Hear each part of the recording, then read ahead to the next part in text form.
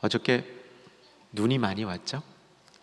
눈이 펑펑 왔습니다. 어저께 오후 한 정오쯤에 밖에 나갈 일이 있어서 나가는데 정말 아기 주먹만한 눈이 하늘에서 막 그냥 끝도 없이 쏟아지는 거예요.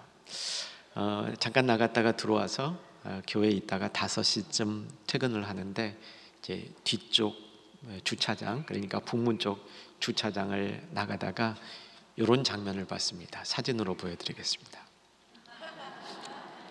고등학생들이에요. 고등학생들이 교회에 와서 이 주차장 청소를 하다가 눈사람을 만든 겁니다. 저기 있는 우리 학생들이요, 체격들이 굉장히 크더라고요. 근데 그 학생보다 얼굴이 하나 더 큰 눈사람을 만들었으니까 이게 아마 거인 눈사람인 것 같습니다. 옆에 우리 고등학생 말고 한 분 더 있던 분은 주차장을 열심히 치우던 우리 성도님이십니다. 또 다른 눈사람도 있었습니다. 이렇게 정상적인 눈사람이었습니다. 눈사람 사진을 찍으면서 어저께 행복했습니다. 김소진이라는 소설가가 있는데 1963년생입니다. 아깝게도 97년에 이 세상을 떠납니다. 34살밖에 살지 못해서 작품 활동 기간이 짧았습니다. 철원 출생인데 서울로 어려서 온 것처럼 보여요. 좀 어려운 동네에서 어린 시절을 보내서 그때 경험한 것들을 에세이식으로 쓰기도 하고 소설 형식으로 쓰기도 했는데, 그분이 쓴 에세이 중에 눈사람 속에 검은 항아리라는 제목의 글이 있습니다. 그러니까 1963년생이잖아요. 당시를 한번 생각해 보시고요. 그 당시에 어린 시절을 보냈던 분, 아니면 이미 다 장성하셨던 분들은 기억날 거예요. 그때는 화장실이 집 안에 있는 집은 거의 없었습니다. 집 밖에 화장실이 있었죠. 밤이 되면 화장실 대체용으로 2글자를 집 안에 뒀는데 제가 발음은 안 하겠습니다. 그런데 이 글에 나오는 걸 보면 저자가 밤에 자다가 깼는데 그게 없는 거예요, 집 안에. 그럼 어떻게 해야 되냐면 밖으로 나가야 되잖아요. 밖에 나가서 볼 일을 다 보고 집으로 이렇게 들어오는데 눈이 쌓였어요. 눈이 이렇게 쌓이기 시작했고, 가마니가 있어서 눈 덮인 가마니를 밟았는데 가마니 밑에 뭐가 있었던 거예요.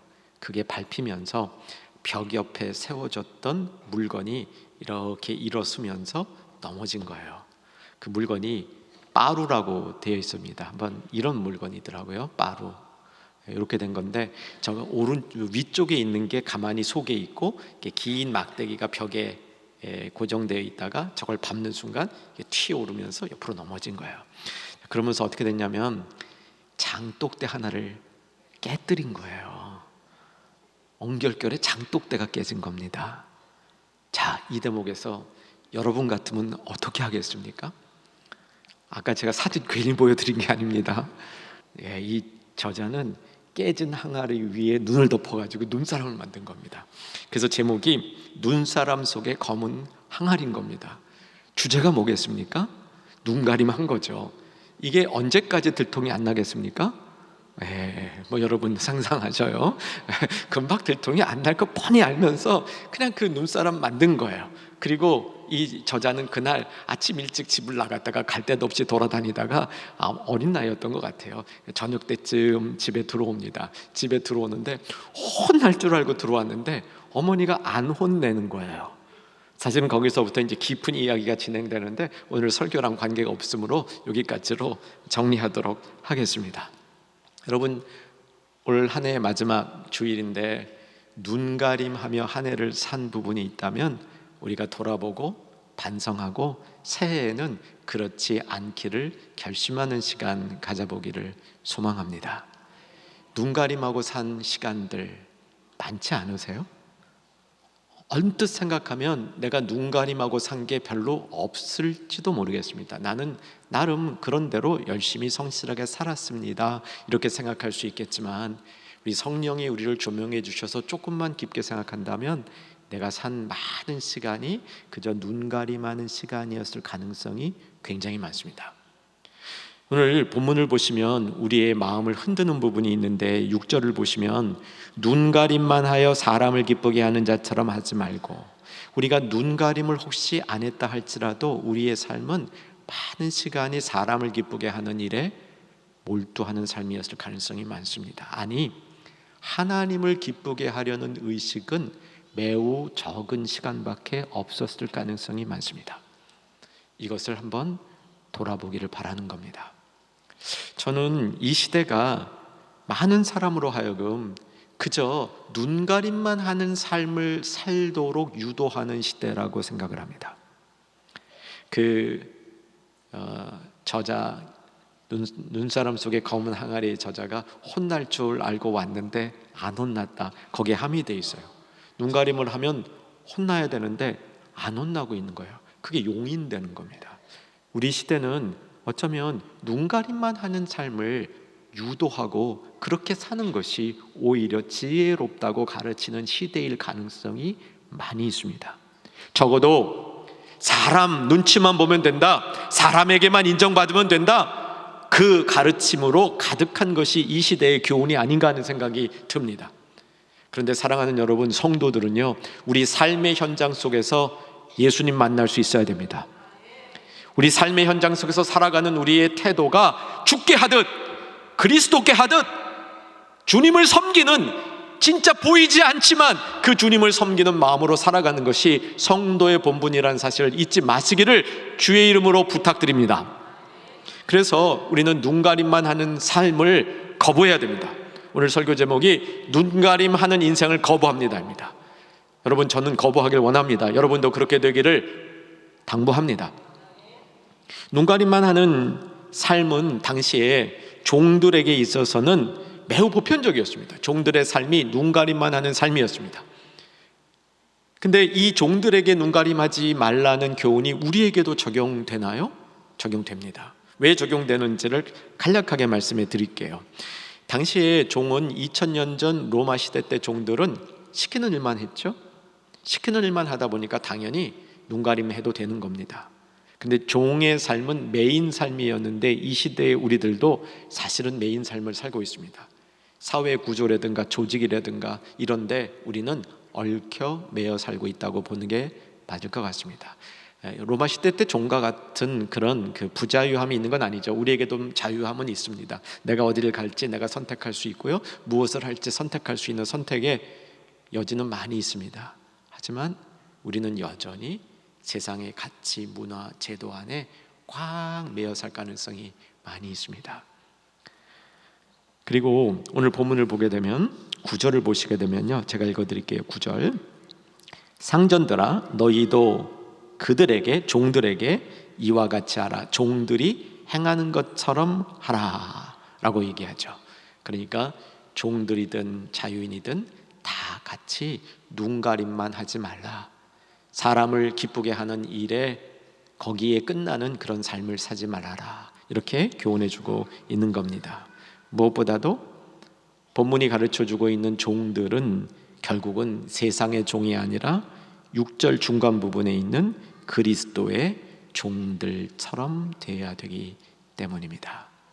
여러분, 그리스도의 종으로 눈가림하는 삶이 아니라, 사람만을 기쁘게 하는 삶이 아니라 우리의 범사가 죽게 하듯 하는 삶이 되기를 주 안에서 소망하며 축복합니다. 기독교의 신앙은 근본적으로 마음의 신앙입니다. 그래서 우리가 믿고 있는 것은 마음이 본질적으로 변화되어야 되고, 마음으로 행할 줄 아는, 마음이 담긴 행위를 할 줄 아는 사람들이 되어야 되는 것이죠. 오늘 눈가림하지 않고 사람만 기쁘게 하는 삶을 살지 않으려면 사도 바울은 오늘 본문을 통해서 우리의 마음이 가꾸어져야 된다, 우리 마음이 바로 돼야 된다, 이렇게 가르쳐주고 있습니다. 자, 이제 펜을 가지신 분들은 한번 이렇게 정리하면서 따라오셨으면 좋겠는데요, 5절, 6절, 7절에 마음이 3번 등장합니다. 확인해 볼게요.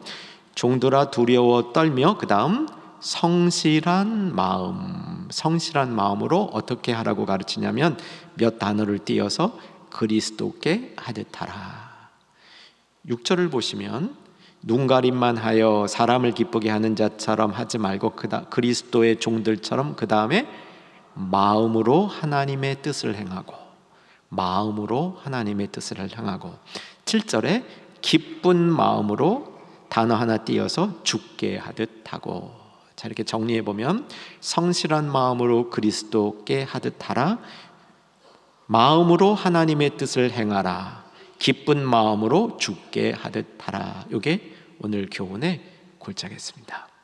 이제 이 마음을 하나하나 조금 자세히 다뤄볼 테인데 아주 깊게 다루지는 않겠습니다.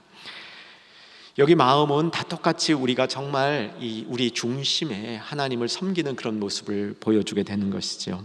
첫 번째, 성실한 마음으로 그리스도께 하듯 하라.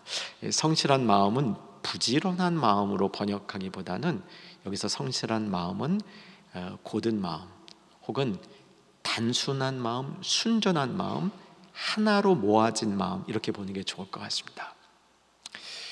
저희 어머니는 이제 지금 주님 품에 계시지만 한국에 사셨을 때 저 마포에 있는 서연교회를 섬기셨습니다. 거기서 권사로 섬기셨는데 그 교회에서 쭉 이렇게 신앙생활을 오래 하시진 않았어요. 그런데 빨리 권사가 됐습니다. 굉장히 열심히 교회를 섬기셨어요.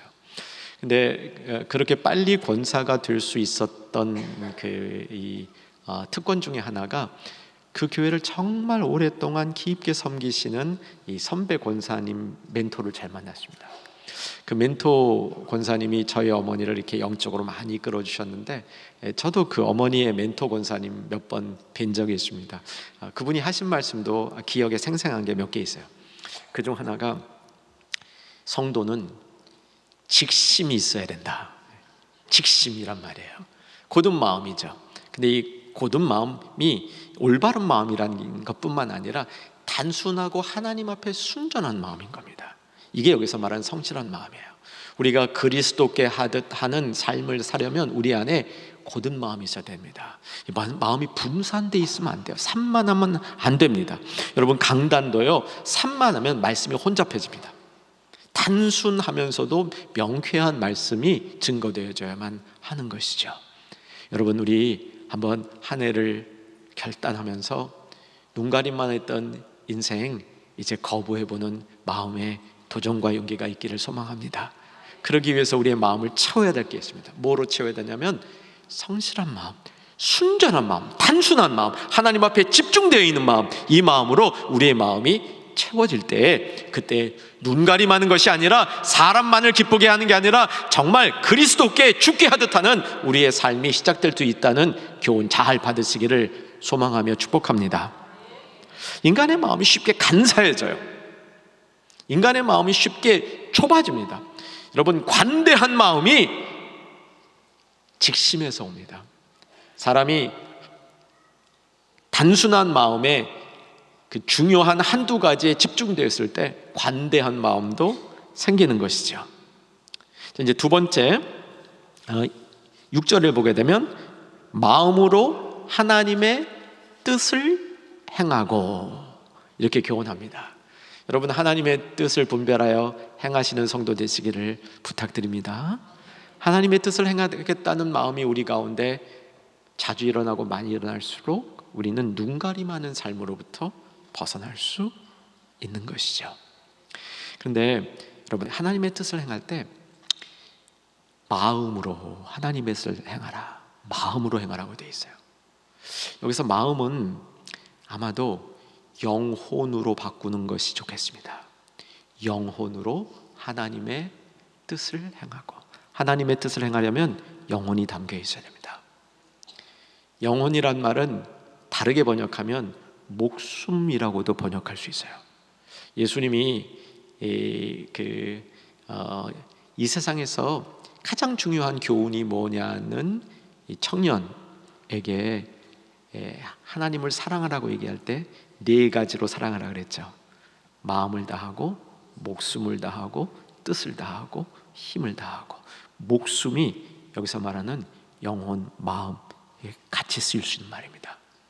그래서 우리는 영혼으로 하나님의 뜻을 행하고, 영혼을 담아서 하나님의 뜻을 행하고.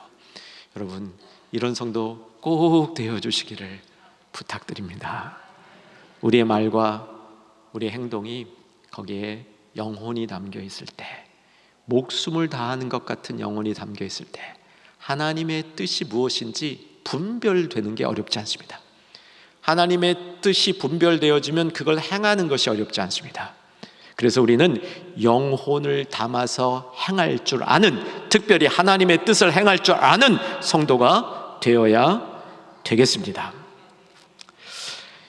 자기의 가장 멋진 모습, 내가 나를 생각해도 참 좋다, 이런 것은 언제 그런 느낌을 가질 수 있냐면 바로 이럴 때예요. 영혼이 담겨 있어서 하나님의 뜻을 내가 행하고 있을 때 내가 봐도 내가 괜찮아, 그런 나 자신이 꽤 자랑스러운 그런 이 좋은 자아에 대한 생각도 가질 수 있는 겁니다. 이거는 제 묵상이 아니에요. 성경에 나와 있어요. 오늘 성경 구절을 쭉 찾기가 좀 멀어서 여러분에게 단순하게 하려고 이걸 풀지 않지만 이렇게 선포만 합니다.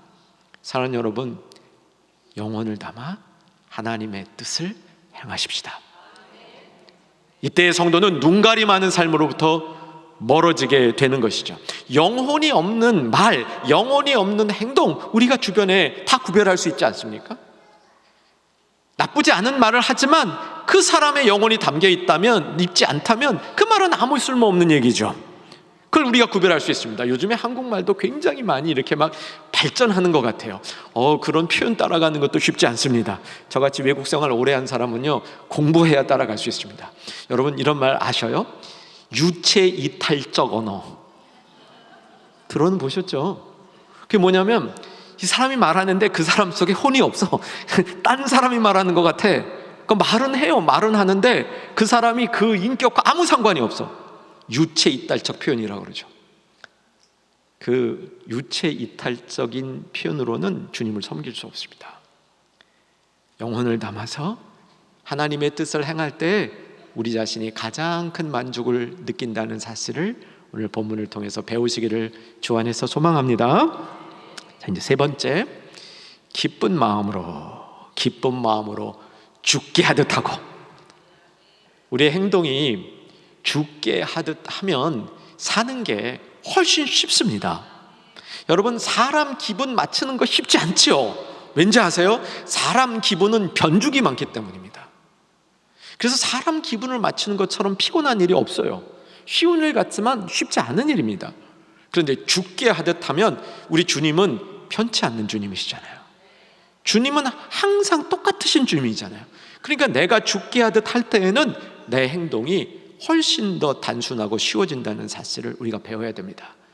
사랑하는 여러분, 우리가 자주 기억했으면 좋겠습니다. 특별히 삶의 현장에서, 삶의 자리에서 죽게 하듯 하자. 교회에서도 섬김을 할 때에도 죽게 하듯 하자. 죽게 하듯 할 때 기쁜 마음이 있어야 됩니다. 확인합니다. 여러분, 오늘 예배 드리러 나올 때 기쁜 마음으로 나오셨습니까? 아멘. 네. 다들 기쁜 마음으로 나오셨네요. 기쁜 마음, 우리 여기서 나오는 기쁜 마음이라는 원어의 뜻을 쉽게 바꾸면 좋은 태도입니다. 좋은 태도. 애정이 담겨 있고 사랑이 담겨 있는 좋은 태도를 기쁜 마음이라 그래요. 그저 그냥 미소 한 번 짓고 나오는 게 아니고 재미를 느끼고 나오는 수준만이 아닌 거예요. 여기서 기쁜 마음은 좋은 태도를 갖고 나온 겁니다. 그 태도를 오래 간직해야 됩니다. 기쁜 마음으로 오늘 교회 나오신 분들은 집에 가실 때까지 기쁜 마음 잘 간직하셔야 됩니다. 이게 나가다가 깨지는 수가 있어요. 언제 깨지냐고요? 주차장에서 깨집니다. 그냥 왜 차들은 왜 안 나가는 거야? 이 차는 왜 이렇게 대놨어? 그러면서 금방 거기서 좋은 태도가 구겨지는 경우가 있죠. 여러분, 이 좋은 태도를 삶의 자리에서까지 계속 간직하고 유지하고 그렇게 노력하는 것이 기쁜 마음으로 이 주님을 섬기며 죽게 하듯 할 때 그 마음이 좋은 태도로 이루어진다는 사실을 기억하십시다. 사람이요, 기쁜 마음으로 좋은 태도로 다른 사람을 섬기면 종이라 할지라도 종 같지 않아요. 그 사람 속에 위엄이 느껴집니다. 그 사람 속에 품위가 느껴집니다. 여러분, 품위 있는 삶을 어떻게 삽니까? 기쁜 마음으로, 좋은 태도로. 내가 남들이 볼 때 허드렛 일을 한다 할지라도, 남들이 볼 때 큰 가치가 없는 일을 한다 할지라도, 많은 사람이 반응하는 일을 하지 않는다 할지라도 내가 기쁜 마음, 좋은 태도로 감당하면 거기에 위엄이 있습니다. 거기에 가치가 있고 존엄이 있습니다. 그래서 사도 바울은 종이라는 제도를 없애는 사회개혁에 몰두한 것이 아니라 우리가 그리스도의 종이 되어야 된다. 우리가 사는 삶의 자세가 세상에 사람 비유 맞추는 것이 아니라 죽게 하듯 그리스도께 하듯 하는 삶을 살아야 된다. 이렇게 교훈하고 있다는 사실을 배워야 하는 것이죠. 자, 이렇게 세 가지 마음으로 우리의 삶이, 우리의 마음이 가꾸어질 때 우리는 눈가림하는 삶을 거부할 수 있습니다. 사람 비유 맞추는 삶에서 하나님을 섬기는 삶으로 옮겨올 수 있습니다. 우리는 반드시 마음이 변하고 마음이 가꾸어져야 그 일을 할 수 있다고 가르쳐 줍니다. 이제 사도 바울은 이렇게 종들에게 이런 마음을 가지라고 얘기한 다음에 9절에서 상전들에게 필요한 교훈을 주는 거죠. 이제 9절, 아까 제가 잠깐 읽었는데 여러분 같이 읽어갔으면 좋겠습니다. 9절 앞부분만 읽을 테인데 읽기 시작합시다. 상전들아, 너희도 그들에게 이와 같이 하고 위협을 그치라. 여기까지. 이와 같이 하고는 종들처럼 하고 거기에 추가해 줬습니다. 뭐를 추가했냐면 위협을 그치라 라고 권면해 줍니다. 제가 이제 이민교회 오래 섬기다가 우리나라에 와서 정말 적응이 안 되는 문화 한 가지가 있어요. 갑질이에요. 갑질. 정말 갑질 많아요. 우리나라는. 그게 교회에도 있어요. 교회도 갑질이 있습니다. 여러분, 갑질은 이제 요즘은 사회 현상이라 사회학적인 정의가 되고 있는데 저는 사회학 정의 그런 거 안 따지고요. 이렇게 간단히 정리해 볼게요. 오늘 본문의 근거에서 자기가 가지고 있는 직위 혹은 지위를 통해서 다른 사람을 위협하는 거, 이거 갑질입니다. 그래서 상전들에게 위협하지 말라고 얘기하는 거예요. 위협하지 말라고. 권면할 수 있습니다. 지도력을 가지고 잘 인도할 수 있습니다. 여러분, 지도력은요, 권위에서 오지 지위에서 오지 않습니다. 감화를 주고 좋은 길을 가르쳐 주면서 다른 사람을 이끌어야죠. 이게 상전의 원리입니다. 그런데 우리는 참 쉽게 내가 가지고 있는 직위와 지위를 가지고 상대방을 위협함으로 자기가 원하는 것을 이루고 실천하려는 그런 문화가 우리 가운데 있다는 것, 우리가 좀 잘 알아야 될 것 같습니다. 그리고 성경 2000년 전에 그것을 경고하고 있다는 사실도 우리가 잘 배워야 되겠습니다. 정리해 봅시다. 왜 눈가림이 생깁니까? 왜 사람들이 눈가림합니까? 위협하니까 하는 거예요. 위협을 받으니까 빨리 그것을 처리하려고 눈가림을 하는 겁니다. 근본적인 문제를 해결하는 것이 아니라, 정직하게 대하는 것이 아니라 빨리 눈가림을 하려고 그러는 거죠. 위협받기 싫어서 그런 겁니다. 그러니까 상전이 위협을 하면 밑에 있는 사람은 눈가림을 하게 되어 있고, 이것이 사회를 계속 좋지 않은 방향으로 만들어 나간다는 사실을 우리가 알아야 한다는 것이죠. 연이어서 이제 9절 뒷부분 같이 보십시다. 이는부터 보겠습니다. 준비되셨죠? 이는 그들과 너희의 상전이 하늘에 계시고 그에게는 사람을 외모로 취하는 일이 없는 줄 너희가 알미라. 하나님은 사람을 외모로 취하지 않는다는 겁니다. 그렇기 때문에 우리는 눈가림을 할 필요도 없고 눈가림을 할 수도 없다는 거예요. 하나님 앞에서는. 그럼 어떻게 해야 됩니까? 마음이 변해야 됩니다. 성실한 마음으로, 영혼이 담긴 마음으로, 기쁜 마음으로, 이렇게 해야만 외모로 취하지 아니하시는 하나님의 기준에 맞는 삶을 우리가 살 수 있다라고 가르쳐 주고 있는 것이죠.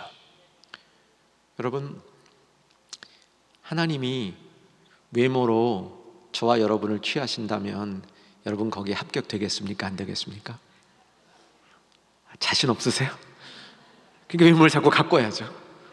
하나님 외모로 취하신다면 우리는 외모를 자꾸 가꿔야 될 것 같습니다.